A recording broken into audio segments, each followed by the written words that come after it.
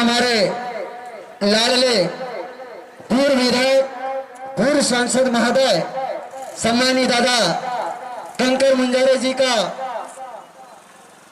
हम बहुत दिल से हम आभार व्यक्त करते हैं और उनको सादर से जोहार करते हैं कि आपने गोंडवाना गणतंत्र पार्टी की आरी छाप से इस परसवाड़ा विधानसभा क्षेत्र से लड़ने का प्रयास किया। यह हमारे लिए बहुत गर्व का विषय है। हमारे क्षेत्र का विकास और क्षेत्र के मुद्दे ये हमारे लिए बहुत बड़ा महत्वपूर्ण मुद्दा है। आपको बता देना चाहता हूं,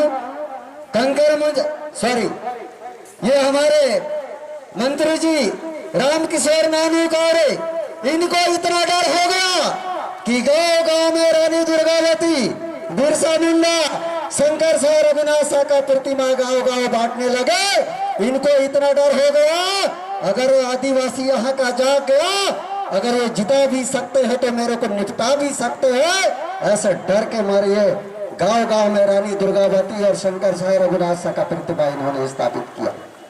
पर मैं बता देना चाहता हूं, जिस गांव में आपने रानी दुर्गावती का प्रतिमा स्थापित किया है, राजा शंकर साह रघुनाथ का प्रतिमा स्थापित किया है, उस गांव से आपको 10 वोट भी मिलना मुश्किल है। हम इस मंच के माध्यम से कहना चाहते हैं। और एक बात और, हमारे मधु भगत भैया, हरनाम भाई आपसे मिलना है। मैंने कहा क्यों मिलना है? एक काम करो, सबसे पहले आप विधायक थे, विधानसभा सत्र में आदिवासियों के लिए कौन कौन मुद्दे को लेके आपने आवाज उठाया, वो प्रस्ताव लेके आदिवासियों के पास आओ और उसके बाद पूरे आदिवासियों से मिलने की बात करो, हरनाम सिंह से मिलने की बात मत करो। इस बार हमारा आदिवासी समाज कुछ मुद्दों को लेके सामने में आएगा। इस बार ना नानू गौरे को वोट देगा, ना मधु भगत को वोट देगा। मैं आपको बता देना चाहता हूँ, एसटी, एससी, ओबीसी, माइनॉरिटी, हमारे जनरल कैटेगरी के जितने भी हमारे साथी हैं, मैं आपको बता देना चाहता हूँ, इस बार हमारा आदिवासी समाज देने वाला नहीं है।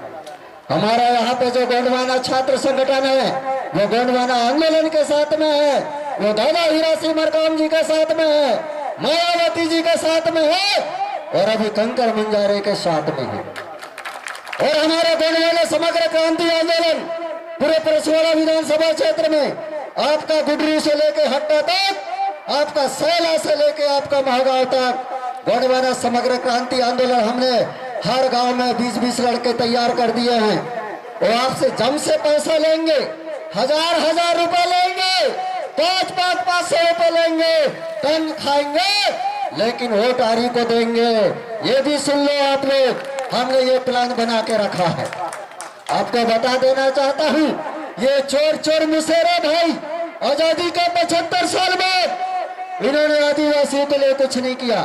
आपको बता देना चाहता हूँ, ये नानू गौरे के राज में आदिवासी के सिर में पेशाब किया गया, वो पेशाब का हम बदला लेकर रहेंगे।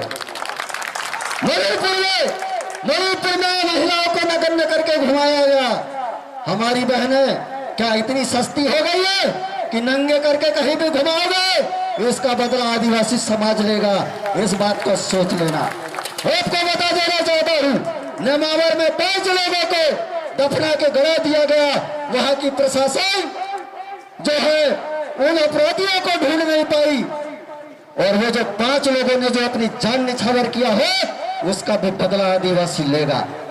हम देखते हैं कौन देता है नानू गौरे को वोट, हम देखते हैं, और कौन है आदिवासी जो मधु भगत को वोट देता है, हम देखते हैं। हमारी पूरी टीम तैयार हुई है। और आपको बता देना चाहता हूँ, यहाँ पे कांग्रेस के भाई लोग सुन रहे होंगे, वो जो रैली में गए हैं, उन रैलियों में हम ही लोगों ने भेजा है।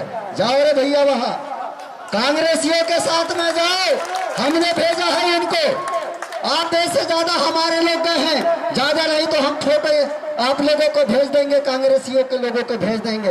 अरे तुम उल्टा पुल्टा गड़बड़ सड़बड़ तिकड़मबाज हो, तो हम गोंडवाना वाले कम है क्या यार? तुमसे ज्यादा तिकड़मबाज हैं हम लोग। और इस बार मैं बता देना चाहता हूँ, इस बार 3 भाई हैं, त्रिनेत्र है। शंभू शेख जो है, शंकर भगवान का 3 नेत्र है। ये बीच वाला खुलेगा तो फाड़ के रख देगा, ये बात सुन लीजिए। हमारे साथ बहुजन समाज पार्टी है, हमारे साथ गोंडवाना है, हमारे साथ क्रांतिकारी दल है, त्रिनेत्र है। और वो त्रिनेत्र, इस त्रिनेत्र जो है बहुत खतरनाक है।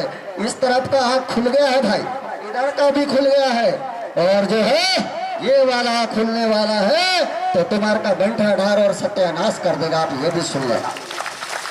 मैं बता देना चाहता हूँ, आज आजादी के 75 साल हो गए। मुख्यमंत्री साहब, प्रधानमंत्री साहब एक गांव दूसरे गांव से नहीं जुड़ पाए हैं। आपको बता दूं, सीता डोंगरी बोदा आप जाओगे, वहां पर मोटरसाइकिल नहीं जा सकती, वहां पर साइकिल नहीं जा सकते। तो आप जाके देख लिए। मैं तो कहता हूं नानू कौरे जी, आप बोदा और सीता डोंगरी मेरे साथ चले, मैं तैयार हूं। बीजेपी का कोई कार्यकर्ता होगा मेरे साथ कल चलिए, और वहां से नानू कौरे तेरी जीप भी ले जा, और जीप फंसेगी ना, हम निकालने वाले नहीं है। 15 दिन लग जाएंगे तेरे को जीप निकालने के लिए। तेज विकास किया है, तेज विकास किया है, ये बता दे हमको। एक गांव दूसरे गांव से जुड़ नहीं पाए, हमारे हक और अधिकार नहीं मिल पाए। अब जो है वेल अधिकार अधिनियम के तहत लोग पट्टा देने का था, वेल अधिकार का पट्टा देने का था, तुमने पट्टा नहीं दिया। 1 किलो राशन और भ्रष्टाचार शासन, तो क्या आदिवासी समाज तुमको ये वोट देगा? और वो भी चावल, ऐसा चावल दे रहे हैं उसको ना कुत्ता खाता है ना गाय खा रही है। ये बड़ा तकलीफ का विषय है। पता नहीं वो कहां से चावल ला लिए हैं, वो प्लास्टिक वाला चावल आजकल तुम्हारे आजकल प्लास्टिक वाला चावल है। अब हमारे आदिवासी भाई ऐसा डुप्लीकेट चावल नहीं। हम किसान लोग हैं, मेहनत करते हैं, खुद नागर फानते हैं, खुद पढ़े लगाते हैं, खुद काटते हैं। हम असली चावल खाने वाले हैं, ये डुप्लीकेट चावल खाने वाले नहीं हैं। आपको बता दूं, ये जो बीजेपी के राज में ये जो चावल डुप्लीकेट देते हैं, और इनके जो कार्यकर्ता, इनके कार्यकर्ता ही लोग जो है चावल को खरीद के ले जा लेते हैं, पता नहीं कहाँ दे देते हैं कहाँ नहीं। आपको बता देता हूँ, कई ठोके ऐसे मिल जाएंगे। मैं कहना चाहूंगा समय का अभाव है, अभी हम सब लोगों को रैली के रूप में जाना है, इसलिए मैं कहना चाहूंगा, अरे वो 5 तत्वों से बना, अरे वो 5 तत्वों से बना वह गोंडवाना था, बिना ताला का चलता था शासन, वह इतिहास पुराना था, वह इतिहास पुराना था।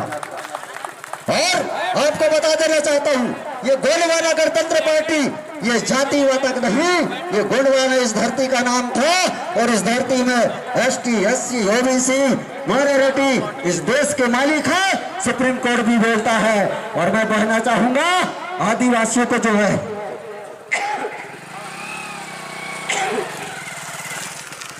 तबीयत खराब है, आदिवासियों को 7.5% आरक्षण मिलना था, वो आदिवासियों को 7.5% आरक्षण नहीं मिला। SC को 15% आरक्षण मिलना था, वो SC को 15% आरक्षण नहीं मिला।